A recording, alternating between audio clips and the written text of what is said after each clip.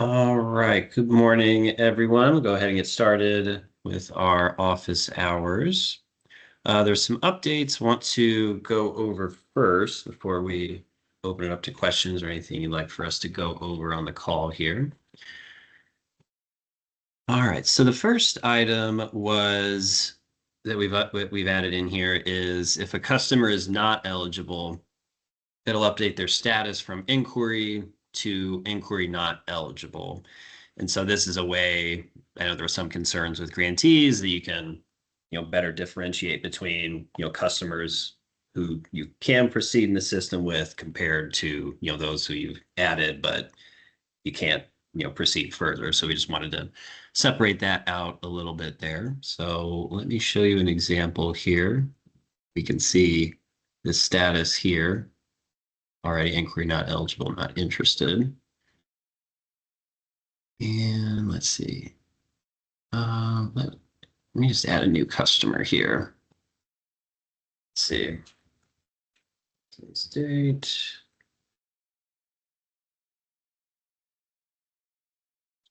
Okay. Fill this information in here.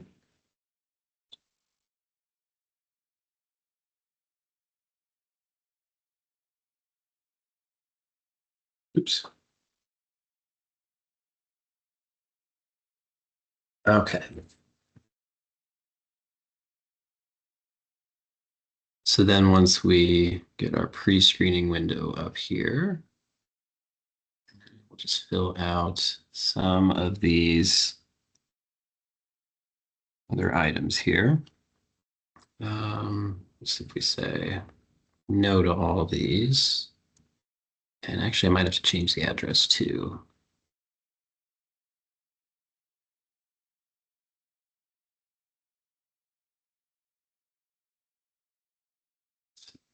Works.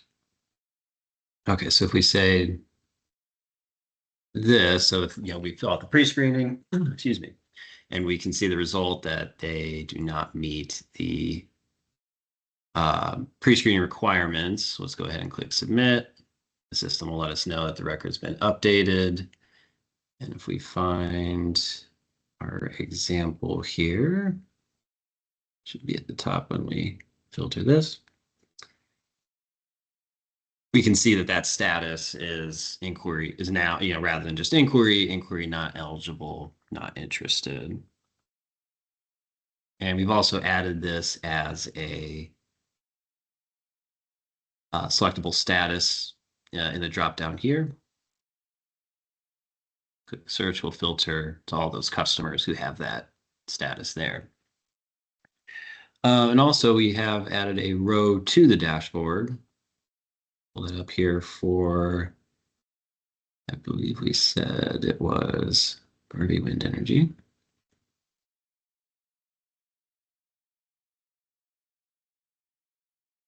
And we have the, let's see, where is this row right here? Pre-screening results indicate not eligible or not interested. So we've added that as a row to the dashboard as well. And then another update to go over is the progress page. Let me filter back to a different list here.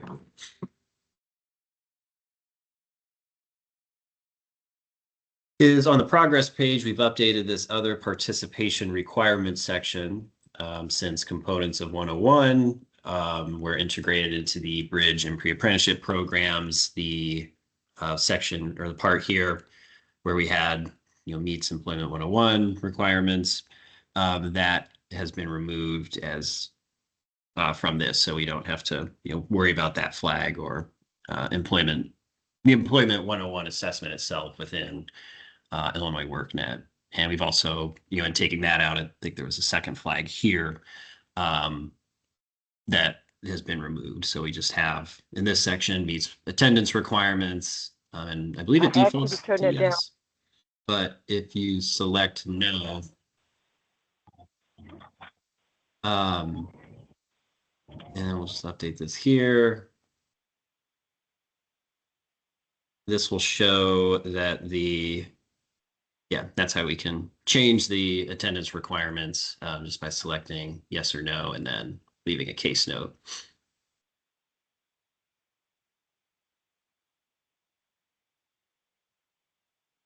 Oh, and there's one more thing.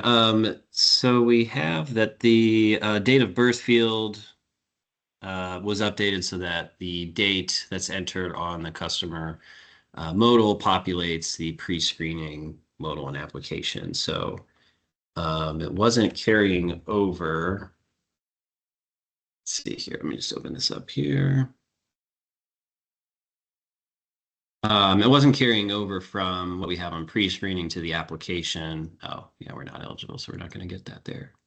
But let's change the eligibility here for this one so we can show that in action here.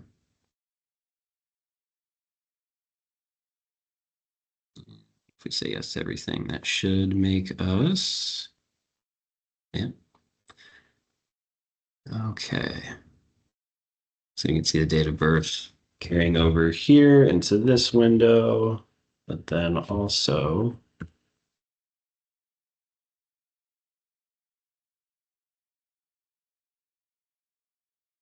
we go to the application.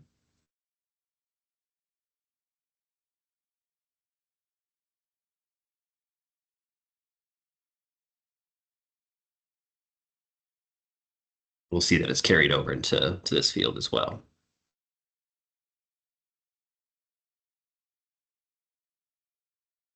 And with that, we'll go ahead and open it up to any questions that anyone has on the call. Feel free to add them in the chat or unmute your mic and ask away.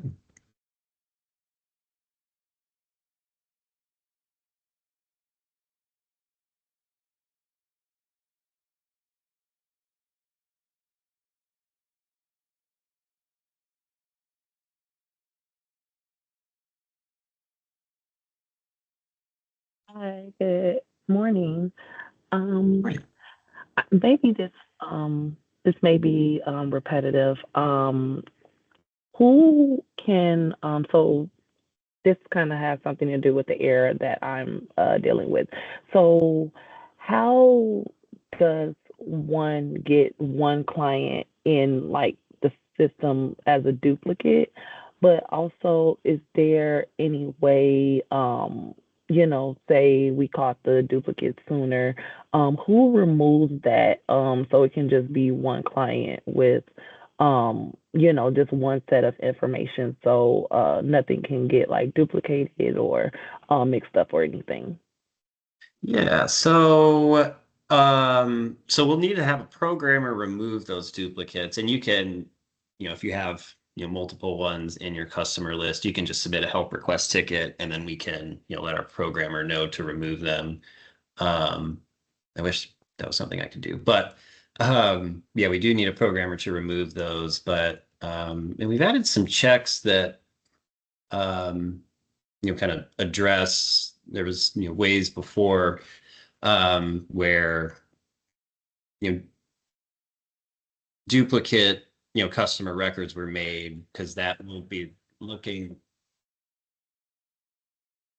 um there were sorry there was a way for duplicates to be entered if there was a different name, email address, or date of birth, a combination um of that. So I think in the past, there was a way where a customer could get added with the same name and date of birth, but then with a different email.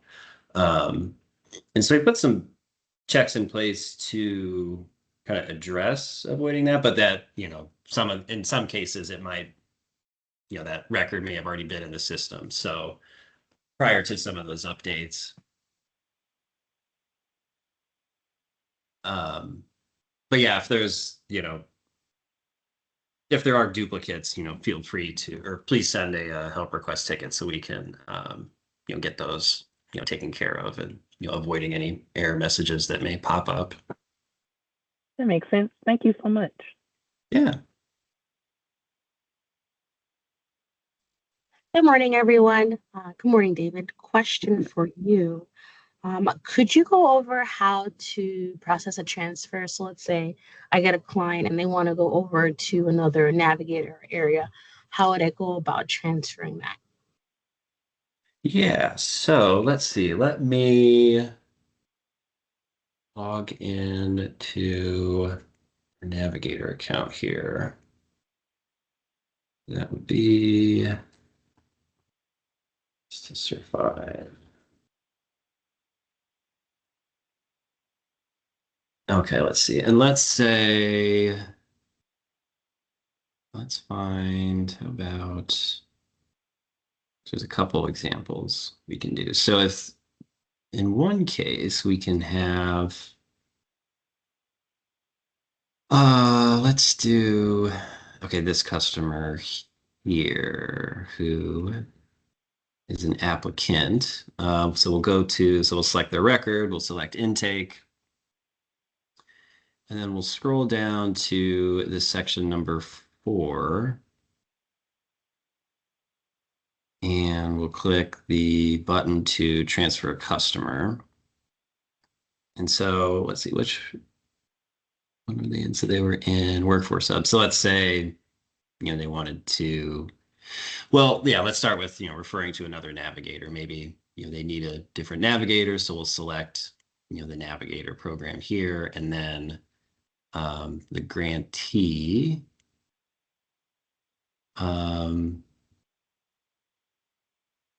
Or no, sorry, this is actually our list of navigators and tests. So we'll select, so we'll say we're referring to a navigator, we'll select which navigator, and then we would enter our reason for request, customer transferred to another navigator. And we'll click submit transfer. Okay, so we'll see it's requested. And then what will happen is, and let me find our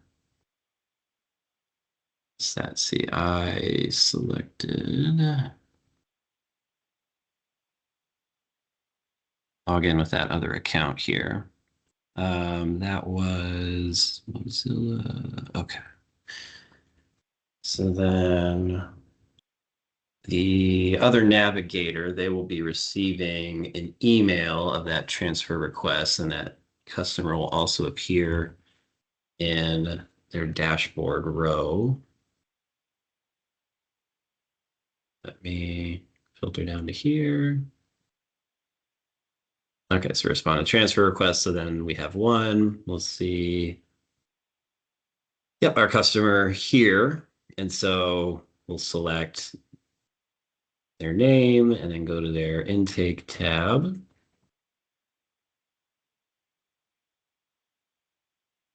And then we'll see the button to, I'm not sure why that error message popped up.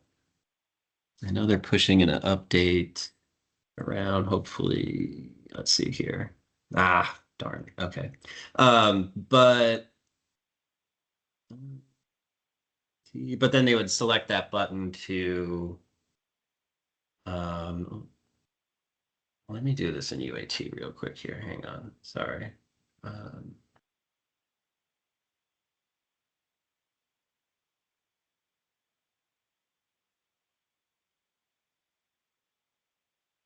Pushing out an update, and that's why I got that error message, but we'll walk through this again here.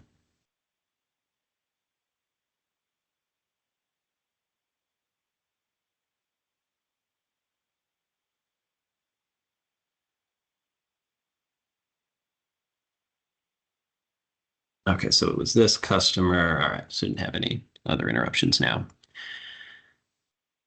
And this loads here.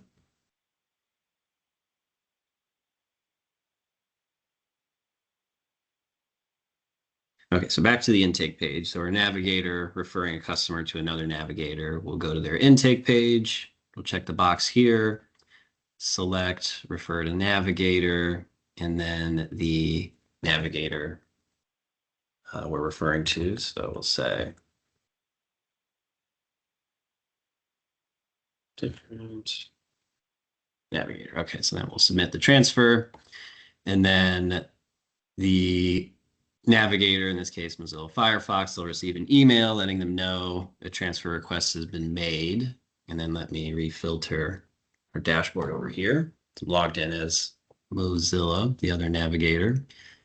So they'll select the number here. They'll see this is the customer that they would be receiving. So let's select the record.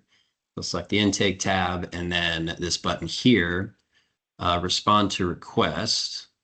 And then we'll see that summary information here, and they'll accept or reject the transfer. In this case, we'll accept. And then when we go back to, and then once that transfer has been made, the original organization, the navigator that they were with will no longer have access to that customer's record here. But we'll see, let's see, it was this customer here. We'll see some changes in this row here. So let's refilter this. And we can see, oh yeah, I'm not logged in as my super admin account. Let me do that real quick here.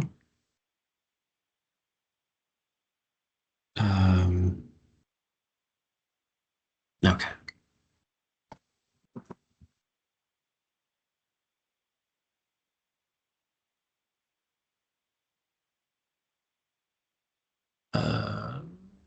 Let me filter that. Okay, so then we can see, this was the customer's name. We can see that their navigator is now the new organization there. And so that's how you can transfer a customer over. Awesome. I really appreciate you going over that. Thank you so much. Yeah, of course. And if we needed to, it's whether it's, that was just, the example of a navigator, but, if you were a navigator, you could also, refer them to ClimateWorks, Workforce Hubs, and then select, the programs that load here. So it operates the same way to submit that transfer.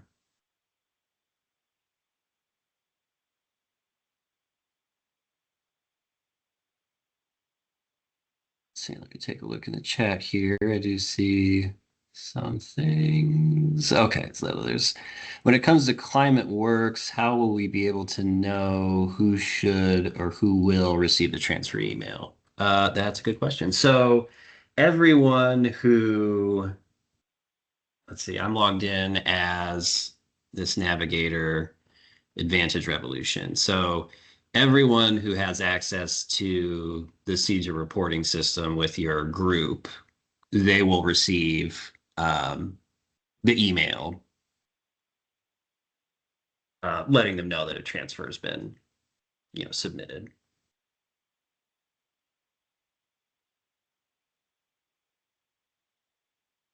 Thank you. Yeah. Thank you. Mhm.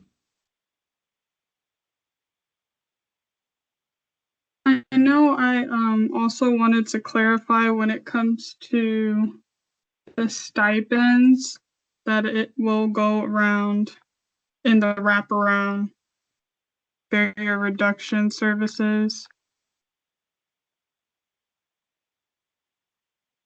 Yeah, I believe we said, let me just pull up someone's record here. So I think it was on our last call that there was discussion about the stipends. Oh, come on here. That any stipends that would be added into the system would be added to the service for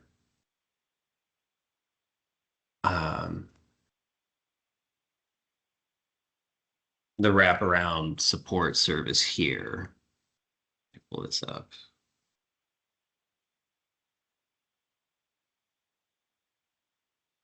And just to, clarify, there is, of course, the service needs assessment, and, based on that, this is where we would add, this is the service where we would be adding those costs that, would take care of that. But, and we do have the option for stipend to select here.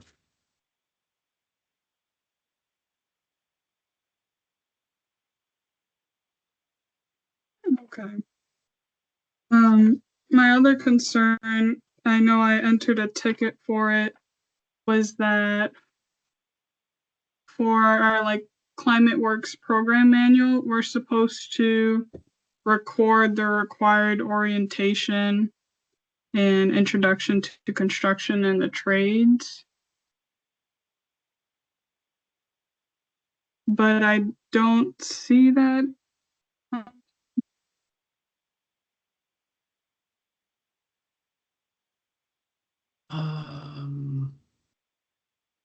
Let's see. I might need to look at a different list of services here. So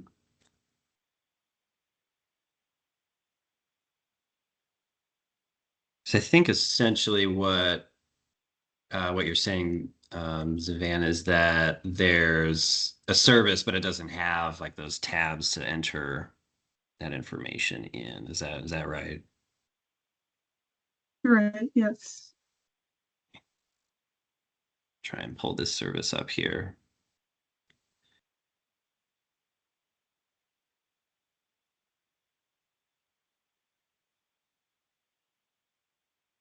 Let's see, this was the, looking at your ticket now. Okay, so orientation, that was the name.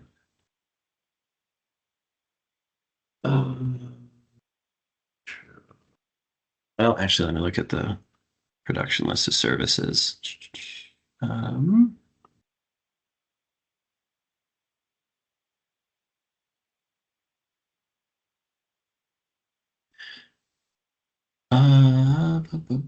Actually, we don't have those as services. Okay, so this,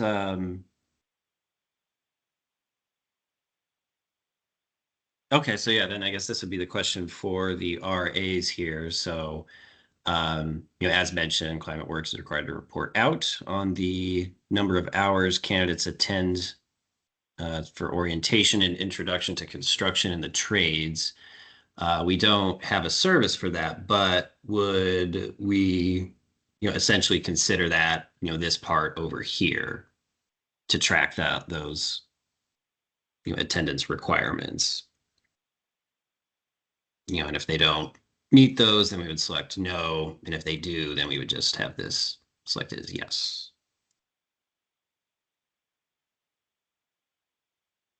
That's a Okay, question. so we should.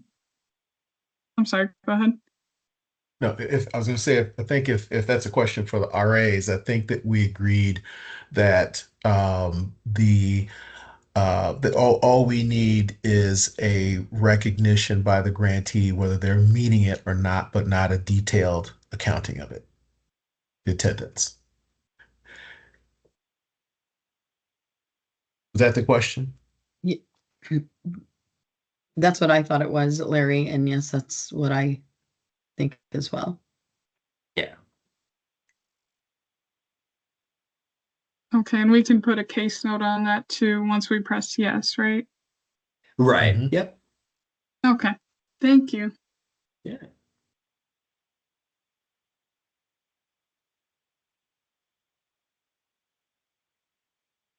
Let's see, I did see another question in the chat that was a little further up, about referrals.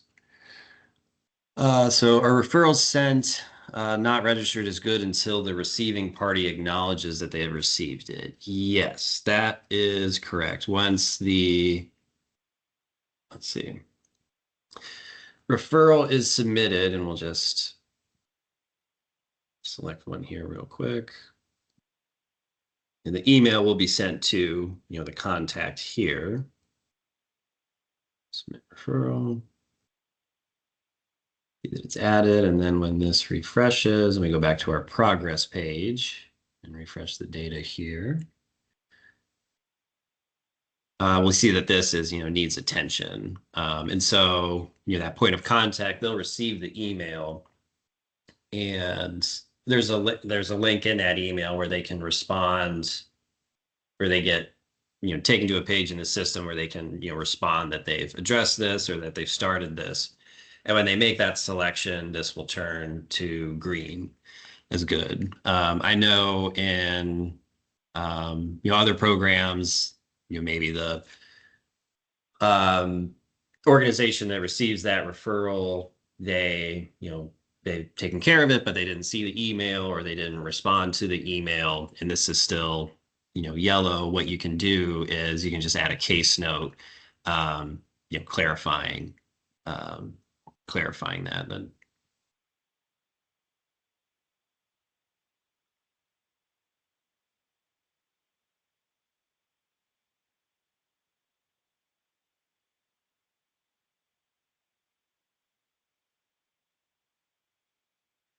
let's see, and then there's another one. Reply to the email referencing the 3 clients who enrolled and completed training with our workforce hub.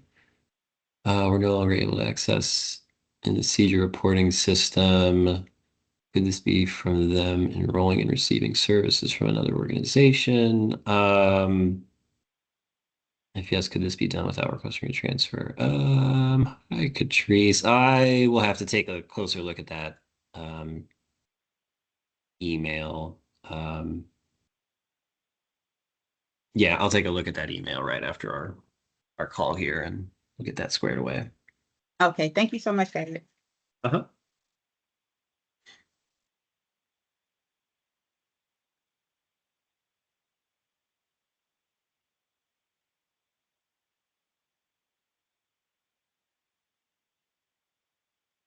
See, I don't think there's any other questions in the chat here. Just making sure. Yeah, okay. See, are there any other questions or anything you'd like for us to go over in the system?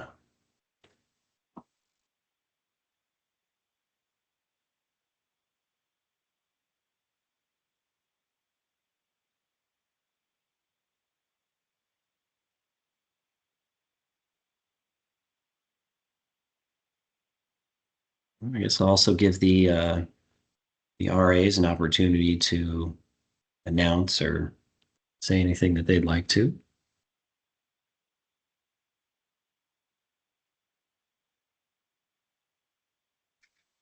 We did have our TA Tuesday yesterday, David, and so I just reminded everyone, or didn't remind, but let everyone know that the next TA Tuesday on June 10th, EPA will be reviewing their portal again and be available to answer questions. Thank you, Michelle. I have another question, David. Yeah. Is there any way where we can see, like pull a report as to see how many customers we've transferred? I know we don't have access to them, but we're trying to work through this, have the other navigators see who we've transferred. I'm not sure if they're able to check it on their end. Is there any way to check on my end to see who I've referred over or sent over? That's a good question. We don't have that set up. I'm just thinking, I think that would be stored behind the scenes because there would be a history of that there. Yeah, that's something I think we can look into and have a discussion, with the RAs to figure out, what all we might want to include in such a report. Sounds good. Thank you. Yeah.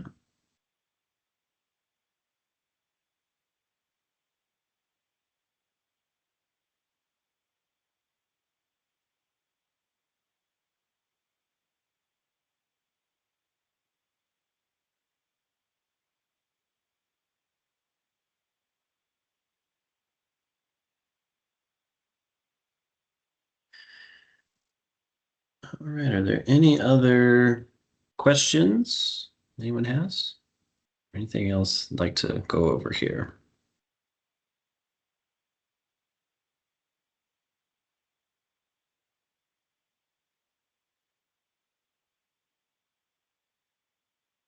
Say, well, if not, we can end early and we'll get this recording posted to our partner guide pages. And if anything comes up, feel free to reach out to us, submit a help request ticket, and we will get things squared away. All right. Thanks, everyone. Have a good day. Thank you. You as well. Thank Thank you. Thank you.